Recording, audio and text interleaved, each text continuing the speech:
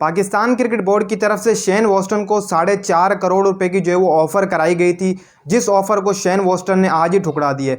क्यों, इसके पीछे आखिर वजह क्या बनी कि शेन वॉस्टन 4.5 करोड़ रुपए की ऑफ़र को ठुकरा कर बैठे। इससे पहले खबरें आ रही थी कि पाकिस्तान क्रिकेट बोर्ड ने शेन वॉस्टन से बात की कि 1 करोड़ रुपए में वो मुआहदा तय करें और पाकिस्तान क्रिकेट टीम की कोचिंग जो वो स्टाफ संभाले। लेकिन 1 करोड़ रुपया मैं समझता हूँ कि उनके लिए ऐसा था, पाकिस्तानी रुपयों में तो ये काफ़ी ज़्यादा बनते, लेकिन अगर इन्हें ऑस्ट्रेलियन रुपीज़ में कन्वर्ट किया जाए तो उनके लिए इतना था कि वो खाली पानी ही पी सकते थे इस 1 करोड़ रुपये से। लेकिन अब यहाँ पर यह सवाल उठता है कि शेन वॉस्टन ने मना ही क्यों किया पाकिस्तान क्रिकेट टीम की कोचिंग करने के लिए। सबसे पहली बात तो ये कि शेन वॉस्टन फिर वक्त लीग्स में जो वो कोचिंग करते हुए हमें नजर आते हैं, चाहे वो मेजर क्रिकेट लीग हो, चाहे PSL हो, चाहे IPL हो, चाहे दीगर लीग हमें नजर आए, वहाँ पर शेन वॉस्टन के अच्छे खासे तगड़े पैसे जो बन जाते हैं। उधर ये झंझट भी नहीं होता कि टीम क्यों हारी, आखिर वजह क्या बनी, जैसे एक जो वो नेशनल टीम में होता है। लेकिन लीग्स फेज में ये मरला नहीं होता कि आपको कोई पूछने वाला नहीं होता जब आप कोचिंग स्टाफ संभाले होते। सिर्फ और सिर्फ आपने 1.5 माह के लिए एक लीग को जो वो सरफेस देना होता है, फिर उसके बाद आपका जो एक बड़ा मुआवजा होता है वो लेके आप वापस कंट्री जो है वापस चले जाते हैं।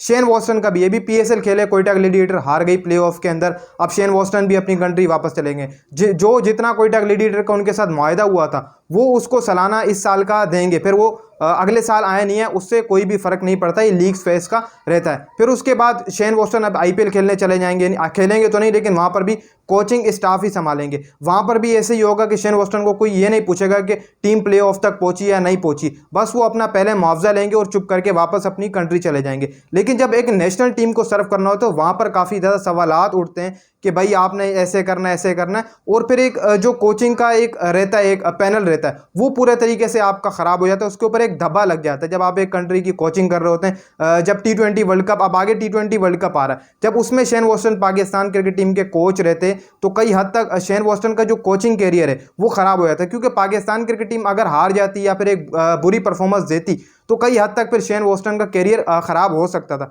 इसी वजह से शायद शेन वॉस्टन ने, मैं समझता हूँ कि कोचिंग करने से जो वो साफ साफ इनकार की थी। ये 4 करोड़ पे शेन वॉस्टन के लिए भी ज़्यादा तो नहीं थे, लेकिन फिर भी एक ज़बरदस्त ऑफर कराई गई थी। लेकिन अब सवाल ये उठता है कि पाकिस्तान अब क्या करने जा रहा है, क्योंकि शेन वॉस्टन ने तो साफ साफ इनकार कर दिया। पाकिस्तान क्रिकेट बोर्ड की जो नज़रें जा रही हैं, वो जो हमारे गैर मुल्की कोचेस, तो अब बहुत ज़्यादा मुश्किल हो रहे हैं कि आप किसको जो है वो गैर मुल्की कोचेस को ऑफर करके, रिकी पॉन्टिंग को ऑफर करने जा रहे हैं। इसके अलावा मिकी आर्थर पहले थे, लेकिन अब वो भी नहीं आएंगे मिकी आर्थर। जिस तरीके से मिकी आर्थर के साथ हमने किया पिछली दफा, मिकी आर्थर की हमने मिन्नतें की थी कि भाई साहब आप जो वो कंप्यूटर पे बैठ के भले समझाएं, लेकिन आप आए सही पाकिस्तान टीम की कोचिंग करें। फिर वो इसी के ऊपर आए थे, बहुत ज़्यादा बहस भी चली थी, नजम सेठी के दौर में उनको वापस बुलाया गया था, काफ़ी तरले मिन्नतें की थी, तब जाकर वो वापस आए थे। लेकिन अब अगर दोबारा से मिकी आर्थर को ऑफर की जाएगी तो वो इस ऑफर को दोबारा से टकरा देंगे। मिकी आर्थर भी अब नहीं आने वाले। ग्रैंट ब्रॉडवे भी जो है वो यहाँ पर आए थे, पाकिस्तान क्रिकेट टीम की कोचिंग करी, वो भी अब दोबारा आपको यहाँ पर नहीं नजर आएंगे। ये तो साफ साफ है जो गैर मुल्की गोरे कोचेस हैं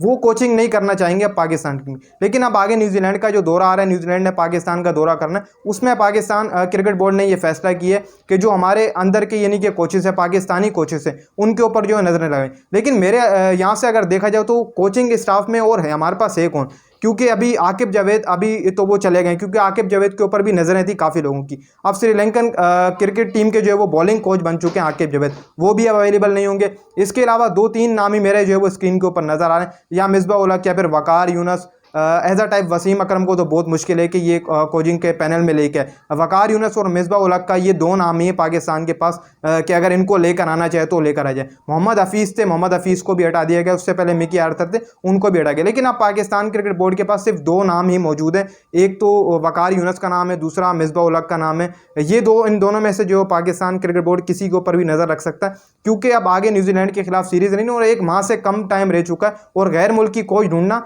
इस 1 माह के अंदर काफ़ी ज़्यादा मुश्किल रह जाएगा, जिसकी वजह से पाकिस्तानी कोचेस लगाने पड़ेंगे। डेरेंट शमी को भी कहा गया था, लेकिन डेरेंट शमी ने साफ साफ इनकार कर दिया था कि डेरेंट शमी ने इन अल्फाजों में कहा था कि मैं वेस्ट इंडीज़ की कोचिंग करूंगा, पाकिस्तान की कोचिंग नहीं कर पाऊंगा, क्योंकि मेरे पास वक्त भी बहुत कम है, और मैं ये चाहता हूँ कि वेस्ट इंडीज़ टीम को इस वक्त जो उनका एक डाउन पैनल बन गया उसको दोबारा से उठाया जाए। डेरेंट शमी वही कैप्टनसी में वेस्ट इंडीज़ की टीम को एक दफ़ा उठाया था, फिर उसके बाद अभी तक वेस्ट इंडीज़ की टीम डाउन हो चुकी है। लेकिन अब डेरेन समी ये चाह रहे हैं कि वेस्ट इंडीज़ टीम को उठाया जाए, इसी वजह से उन्होंने इनकार कर दिया था कि पाकिस्तान की कोचिंग नहीं करूंगा। लेकिन फ्यूचर में क्या पता डेरेन समी आपको पाकिस्तान की कोचिंग करते हुए नजर आए। अब यहाँ पर पाकिस्तान जो पैनल घूम रहा है वो इस तरीके से घूम रहा है कि फिल वक्त पाकिस्तानी कोचेज जो है वो आपको देखने को मिलेंगे। फिर उसके बाद जाके जब सीरीज़ खत्म होगी, क्या पता अगस्त में जो सीरीज़ आ रही न्यूजीलैंड की, उसके पास जाके फिर कोई गैर मुल्की कोच ढूंढा जाए, किसी गोरे के ऊपर नज़र रखी जाए पाकिस्तान क्रिकेट बोर्ड की तरफ से, जो कि एक बहुत ज़्यादा मुश्किल है। क्योंकि गोरे जो जितने भी हैं वो एक तो तगड़ा मुआवजा लेते हैं, तगड़ा माल लेते हैं, तब जाकर जो वो कोचिंग करते हैं। जैसे बाकी क्रिकेट बोर्ड है, अगर उनकी टीमें